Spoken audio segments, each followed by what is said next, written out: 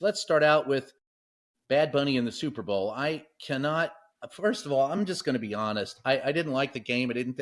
I'm a football enthusiast, and I thought that was a boring game, and so the rest of it didn't matter to me. And people got upset because Bad Bunny came out and sang in Spanish. I read Nolan, Mark, the wonderful.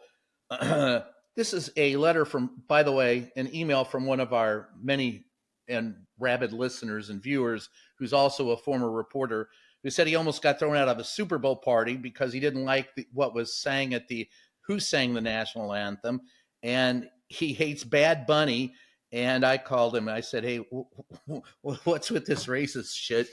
And he doesn't care because he thinks Latino culture has taken over America. So I don't know. I start off by saying, look, it was a bad game. The Super Bowl was the Super Bowl party at halftime. Kid Rock, who in the hell wants to watch that? He, he I'm going to get this straight. His lyrics include manipulating underage girls. So it's kind of appropriate for a MAGA halftime show. And of course, Donald Trump wants to change the kickoff rules. I just I feel like it's all deflection from the Epstein files, which we'll talk a little bit about as well. But to me, this is much ado about nothing. It's halftime at the Super Bowl. There was no, I remember watching. There's more griping about this than, of course, Janet Jackson's nipple slip. But maybe that's just me. Nolan, you want to take first stab at it, brother? I'm sort of with you on this. The culture wars over everything. I think it's just so ridiculous. Americans have lost the ability to do things like change the channel or go get a beer when there's something on that they don't want to see. I don't really know what to say beyond that. I think, also kind of interestingly, Green Day opened up the show and they sang some of their most politically charged songs, but they took out a lot of the most politically charged lyrics. Like they've been saying, we're not a part of a MAGA agenda on their tour. They didn't say that. They have this part of their song Holiday where they say Z Kyle basically at George W. Bush. They took that out too.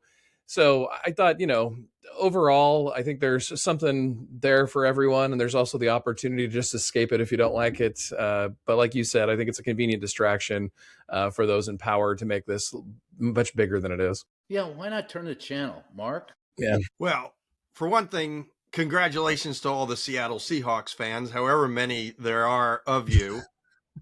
I could understand it was anytime it's a low scoring game, it's a boring game unless you are supporting one of the two teams. Could be even a really horrible game if you're the team that is losing. And the New England Patriots almost broke the record of being shut out for the first time in Super Bowl history of 60 years, but they made it to at least some points in the fourth quarter. I didn't care who won. So yeah, I didn't particularly care about what was going on in the game other than just wanting to see really cool plays, of which there were some. And the Seattle Seahawks absolutely deserve to win this game. The halftime show, there have been many halftime shows where I have not liked the artist. Yeah. Who cares? I turned the channel, or I went up and I got a new beer or food, chicken wings. I was making pizzas and wings and all sorts of stuff. And we had pies and we had lots of stuff. The Super Bowl is as American as you can get because it's so unique to us. Baseball, is in Japan and elsewhere, and cricket's similar in some regards and everything. But football, for the most part, is as American as you can get. Yes, it's football when you never use your foot unless you're kicking an extra point or right. field goal or a kickoff. The fact of the matter is, what is more, I think, un-American and divisive than creating a separate halftime show because you don't like allegedly the politics or the alleged politics of who is performing.